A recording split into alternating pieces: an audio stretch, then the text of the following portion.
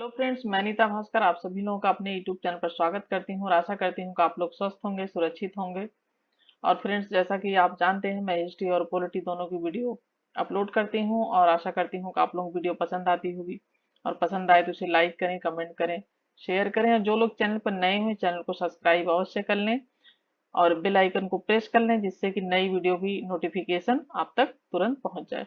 और अच्छी तरीके से मैं तैयारी करवा रही हूँ। आप पिछली वीडियो देख सकते हैं। जो जिन लोगों ने इससे पहले की वीडियो नहीं देखी, वो प्लेलिस्ट में जाके पुरानी वीडियो देख लें।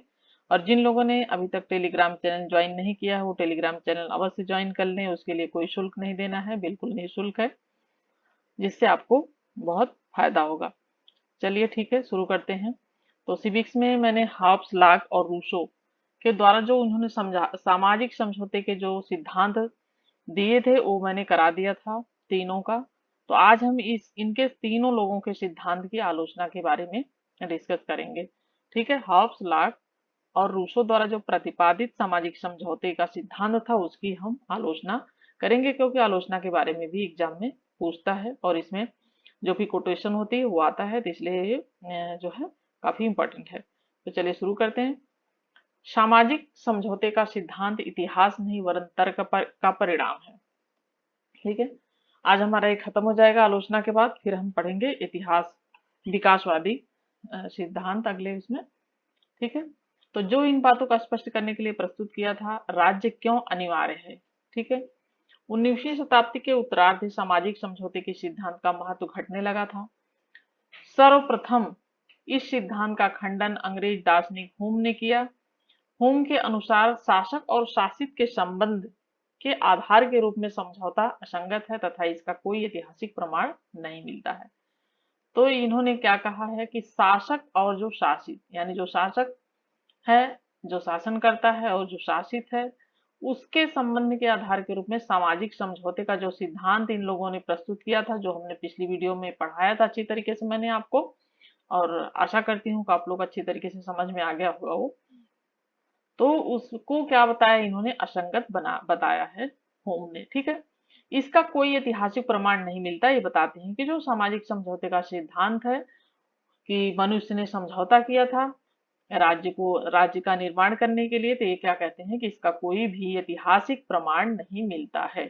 ठीक है, बेंथम, हेनरीमैन, बर्क, होलर, फोलक आदि क्या है, इस सिद्धांत के कटु आलोचक हैं। ये सब आलोचक हैं, यानी आलोचना कर रहे हैं उस चीज की।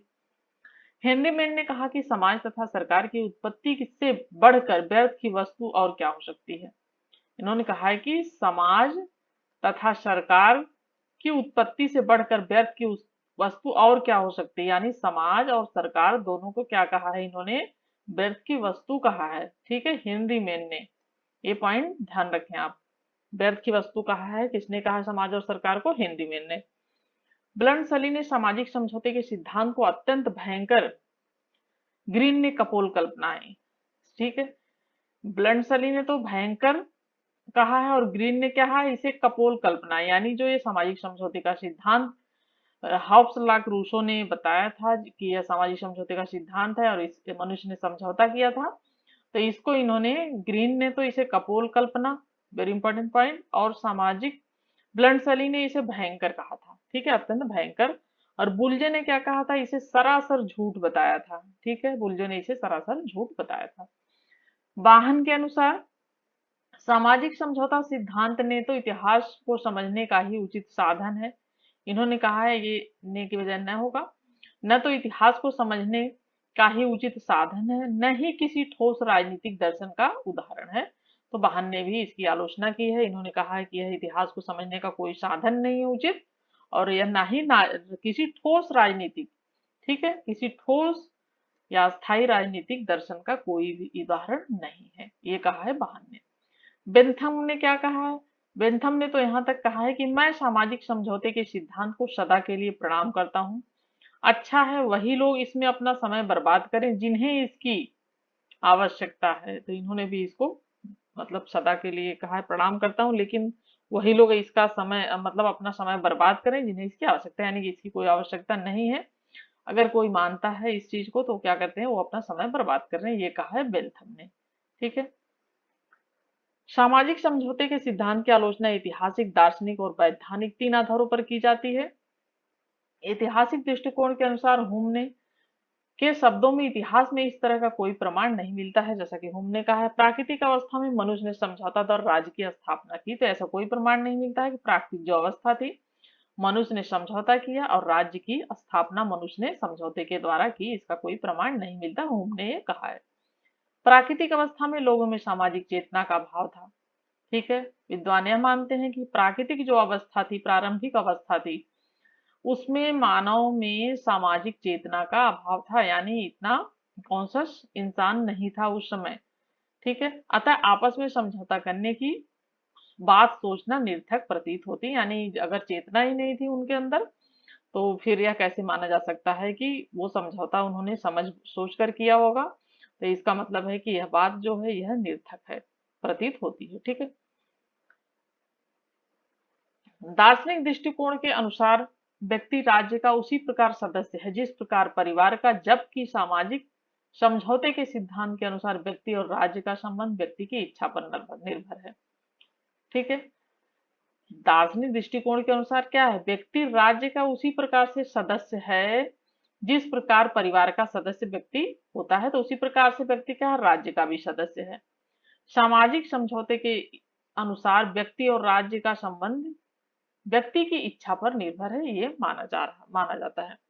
वर्ग के अनुसार राज्य मनुष्य का बनाया हुआ खिलौना नहीं है, न ही वह कोई व्यापारिक कंपनी है कि लाभ के लिए हम उसका सदस्य बनते हैं। यानी जैसा कि सामाजिक समझौते का सिद्धांत में जब हमने विचारकों के बारे में पढ़ा था, तो हमने ये पढ़ा था कि इसकी इसकी जो है इसका सदस्य बनने के लिए हमने इसकी स्थापना की है, हमने इसका निर्माण किया है राज्य का। तो इसमें कहे कि मनुष्य राज्य मनुष्य का कोई खिलौना नहीं है कि वह कोई व्यापारिक कंपनी है कि हम सिर्फ लाभ के लिए उसके सदस्य बनते हैं और फिर लाभ न होने पर हम क्या करते हैं, उसको त्याग देते हैं। तो ऐसा नहीं है, बर्क ने कहा है ये। उपयोगितावादी विचारकों में बेंथन, एक चीज और पॉइंट नोट कर लें कि जो विचारक में उपयोगितावादी विचारक हैं ये बेंथम। ठीक है, तो बेंथम को उपयोगितावादी विचारक कहा जाता है, क्योंकि कई बार ऐसे भी पूछ लेता है कि उपयोगिता विचारक कौन कौन से हैं, तो इसमें ध्यान रखें उपयोगितावादी विचारकों में बेंथम ने इस विचार को पूर्णतः काल्पनिक घोषित किया है, तो बेंथम ने भी इसको काल्पनिक बताया है। सामाजिक समझौता के सिद्धांत के अनुसार प्राकृतिक अवस्था में भी मनुष्यों के कतिपय प्राकृतिक अधिकार थे, ऐसा मानते हैं, परंतु अधिकारों का जन्म समाज में ही हो सकता है, समाज के बाहर नहीं हो सकता है। सामाजिक समझौते के सिद्धांत के अनुसार यह बात कही गई है। वैधानिक दृष्टिकोण से सामाजिक समझौते के सिद्धांत की आलोचना करने वालों के अनुसार यह सिद्धांत कानूनी दृष्टिकोण से मान्य नहीं हो सकता। किसी भी समझौते की वैधानिकता के लिए आवश्यक है कि शर्तों के पालन के लिए एक उच्च व्यक्ति हो। कहा गया है कि यह जो सिद्धांत है वह कानूनी दृष्टिकोण से मान्य नहीं हो सकता। किसी भी समझौते की वैधानिकता के लिए क्या है, यह आवश्यक माना जाता है। शर्तों के पालन के लिए उच्च शक्ति होनी चाहिए, परंतु सामाजिक समझौते के समय ऐसी कोई शक्ति नहीं थी। इस आधार पर इसकी आलोचना की गई है सामाजिक समझौते के सिद्धांत की। इस प्रकार सामाजिक समझौता सिद्धांत विकृत इतिहास, विकृत कानून, विकृत दर्शन का नमूना कहा गया है। ठीक है, उपर्युक्त आलोचनाओं के बावजूद राजनीतिक विचारों के इतिहास में यह सिद्धांत अत्यंत महत्वपूर्ण स्थान रखता है। लेकिन कुछ भी हो, कितनी भी आलोचना की गई है, उसके बावजूद भी ये जो है सामाजिक समझौते का इतिहास, राजनीतिक विचारकों के विचारों में यह सिद्धांत अत्यंत महत्वपूर्ण स्थान रखता है आलोचनाओं के बावजूद। मैकाइवर के अनुसार ऐतिहासिक दृष्टि से इस सिद्धांत ने राज्य की उत्पत्ति के संबंध में उन असंख्य तर्कों को समाप्त कर दिया जो धार्मिक ग्रंथों की त्रुटिपूर्ण व्याख्याओं पर आधारित थे। तो मैकाइवर ने आलोचना नहीं की है, इन्होंने कहा है कि ऐतिहासिक दृष्टि से इस सिद्धांत की राज्य की जो उत्पत्ति का सिद्धांत है, ये सामाजिक समझौते का सिद्धांत, उसने क्या है, असंख्य जो बहुत सारे तर्क वितर्क थे उनको इसने क्या किया है, सामाजिक समझौते के सिद्धांत को जो है समाप्त कर दिया है। जैसे धार्मिक ग्रंथों की त्रुटिपूर्ण व्याख्या यानी दैवी सिद्धांत और जो सिद्धांत है शक्ति सिद्धांत, इसको इसने इस तरीके से सामाजिक समझौते के सिद्धांत के द्वारा इसने उसको समाप्त कर दिया है, जिससे जैसे जो है सिद्धांत में यह माना गया था कि राजा पृथ्वी पर ईश्वर का अवतार होता है। तो इन सब चीजों को इसमें सामाजिक समझौते के सिद्धांत के द्वारा समाप्त कर दिया गया था। तो ये कहते हैं कि ये जो त्रुटिपूर्ण चीजें थी उनको इन्होंने क्या किया है, व्याख्याओं को जो आधारित थी उन पे उसको खत्म कर दिया और राज्य को दोबारा एक सच्चे आधार पर आश्रित कर दिया। तो सामाजिक समझौते के सिद्धांत को इन्होंने महत्व दिया है मैकार्वर ने। सामाजिक समझौते के सिद्धांत का सर्वाधिक महत्वपूर्ण योगदान यह था कि इसने 17वीं शताब्दी के पूर्व प्रचलित दैवीय सिद्धांत का खंडन किया। देखिए वही बात आई, इसने दैवीय सिद्धांत का खंडन किया और राज्य सत्ता के लिए भूमि तैयार की। ठीक है, सामान्य को राज्य सत्ता का आधार मानकर इसने आधुनिक लोकतंत्र की नींव तैयार की। मैकफर्सन के अनुसार हॉब्स लॉक रूसो, ठीक है, हॉब्स लॉक रूसो का सामाजिक समझौता सिद्धांत उस बुजुर्गा चिंतन का प्रतीक है जिसने पूंजीवादी व्यवस्था को सर्वमान्य नियम का रूप देने का प्रयत्न किया। इन्होंने कहा सामाजिक समझौते का सिद्धांत है एक तरीके से ये चिंतन का प्रतीक है जिसने क्या पूंजीवादी व्यवस्था जो थी उसको क्या है सर्वमान्य का रूप देने का इसने प्रयत्न किया था। कुल मिलाकर कहा जा सकता है कि सामाजिक समझौते का सिद्धांत राज्य संबंधी उदारवादी धारणा का आरंभ था जो बाद में क्या हुआ कि लोकतंत्र की प्रणाली की स्थापना में सहायक हुआ। तो पहले तो उदारवादी सिद्धांत के तरीके से था, बाद में यह लोकतंत्र की प्रणाली इसी से विकसित हुई। लॉर्ड का कथन है कि स्वतंत्रता के समर्थकों ने इस सिद्धांत को पसंद किया क्योंकि इसने निरंकुश जो है शक्ति के अधिकारों पर प्रतिबंध लगाने के तरीके बताए। तो ये है, इसने निरंकुशता है, ये निरंकुशता, लेकिन ये थोड़ा सा यहाँ पे हो गया गलत। तो निरंकुशता के अधिकारों पर प्रतिबंध लगाने के इसने क्या है लॉर्ड ने तरीके बताए हैं क्योंकि इसने निरंकुशता के अधिकारों पर प्रतिबंध लगाने के तरीके बताए क्योंकि दैवी सिद्धांत के द्वारा क्या था सत्ता निरंकुश हो जाती थी और राजा अपने आप को पृथ्वी जो है पृथ्वी पर ईश्वर का अवतार समझता था, मनमानी करता था, कुछ भी करता था। तो उस चीज पर क्या हुआ, इसने निरंकुशता पर प्रतिबंध लगाया है। ठीक है, इस सिद्धांत का एक महत्व इस कारण भी है कि आधुनिक औद्योगिक समाज में व्यवस्था का आधार कानूनी समानता पर आधारित अनुबंध द्वारा निर्धारित संबंध है। राज्य को अनुबंध पर आधारित मानना समाज में व्याप्त पूंजीवादी विचारधारा को समर्थन देना है और यही कार्य सामाजिक समझौते का सिद्धांत प्रस्तुत करता है। ठीक है, यद्यपि व्यापकता और वास्तविकता के आधार में व्यापकता और निरंकुशता यद्यपि व्यापकता तथा वास्तविकता के आधार पर आज उत्तर उदारवादी सामाजिक समझौते के सिद्धांत को सत्य नहीं मानता, फिर भी उदारवादी विचारधारा और संवैधानिक सरकार के निर्माण में इस सिद्धांत के योगदान को दृष्टि से ओझल नहीं किया जा सकता। यानी इसका बहुत बड़ा योगदान है सामाजिक समझौते के सिद्धांत का, तो इसको यह नहीं कहा जा सकता कि इसने जो है कुछ नहीं किया। उदारवाद का आधार वास्तव में व्यक्तिवाद है। उदारवाद का आधार क्या है, उदारवाद किसको मानता है, व्यक्तिवाद को।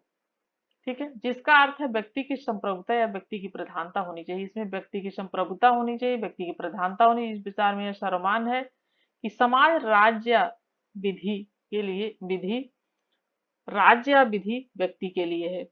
ठीक है, राज्य तथा समाज का जन्म व्यक्ति के माध्यम से हुआ है। यह मानवीय संस्थाएं हैं, कृत्रिम है और परिवर्तित की जाती हैं। राज्य कोई वस्तु नहीं है, यह नियमों प्रक्रियाओं और विभिन्न व्यक्तियों द्वारा निभाई जाने वाली भूमिकाओं की व्यवस्था है। तो राज्य कोई वस्तु नहीं है, नियम प्रक्रियाओं और विभिन्न व्यक्तियों द्वारा निभाई जाने वाली भूमिकाओं की व्यवस्था है। राज्य की प्रकृति विषय उदारवादी विचारधारा की रूपरेखा इन्हीं आधारों पर आधारित है। इस रूपरेखा के 3 प्रमुख विशेषताएं हैं। राज्य की जो प्रकृति विषय उदारवादी विचारधारा की रूपरेखा इन्हीं विचारों पर आधारित इस रूप 3 प्रमुख विशेषताएं हैं। प्रथम विशेषता है नियम की प्रधानता, जो कि इस बात पर बल देता है कि नियम संग्रह है, परिवर्तनशील नैसर्गिक नियमों के अनुसार होना चाहिए। नियम क्या है, नियम की प्रधानता में नियम क्या है, नियम संग्रह है, परिवर्तनशील नैसर्गिक नियमों के अनुसार ही होना चाहिए। अतः उदारवादी राज्य के शासक एवं विधायक मनमाने ढंग से नियम निर्माण नहीं कर सकते। ठीक है, दूसरी विशेषता है राजनीतिक संप्रभुता का प्रतिनिधि सभा में निहित होना। पहले ऐसे कार्य सामंतवादी शासक स्वयं किया करते थे, परंतु उदारवादी व्यवस्था में नियम निर्माण का कार्य जनता प्रतिनिधि सभा के सुपुर्द किया गया।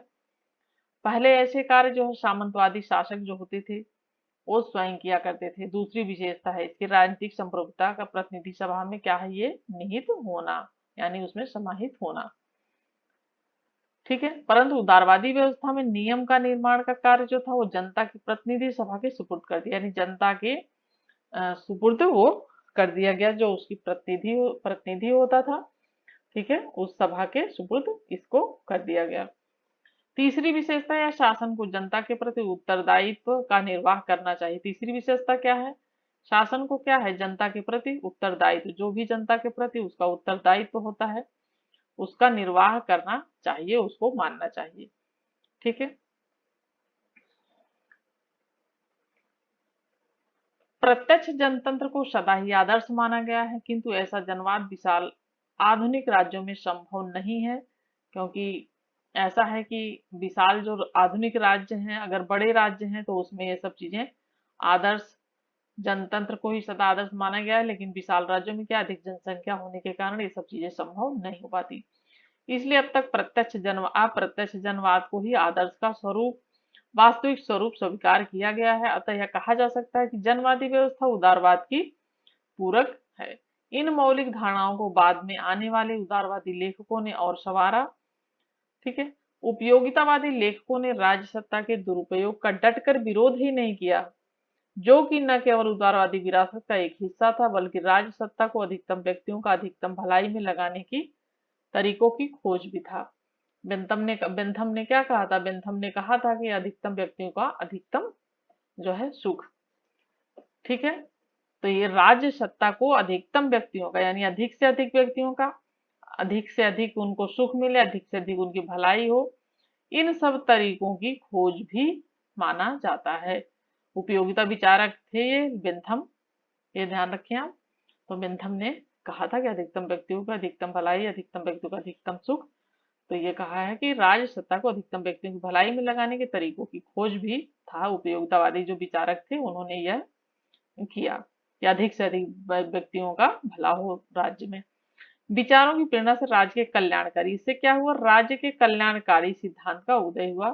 आवाज भी है कि कल्याणकारी जो है सिद्धांत का प्रचलन है कि राज्य का कल्याण हो और कल्याणकारी राज्य की स्थापना हो।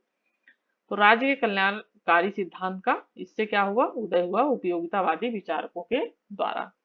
ठीक है, तो फ्रेंड्स आज यहीं तक, और अगले फिर हम नेक्स्ट टॉपिक में पढ़ेंगे ऐतिहासिक और विकासवादी सिद्धांत, उसके बारे में। और ये हमारा यहीं पे सामाजिक समझौते का सिद्धांत जो था वो खत्म हो गया, हमने उसका तीनों जो है विचारकों के विचार पढ़ लिए थे, और हमने आज आलोचना भी उसकी पढ़ ली। आलोचना थोड़ा सा जरूरी इसलिए था कराना क्योंकि आलोचना भी पूछा जाता है एग्जाम में। तो चलिए friends, thank you for watching video.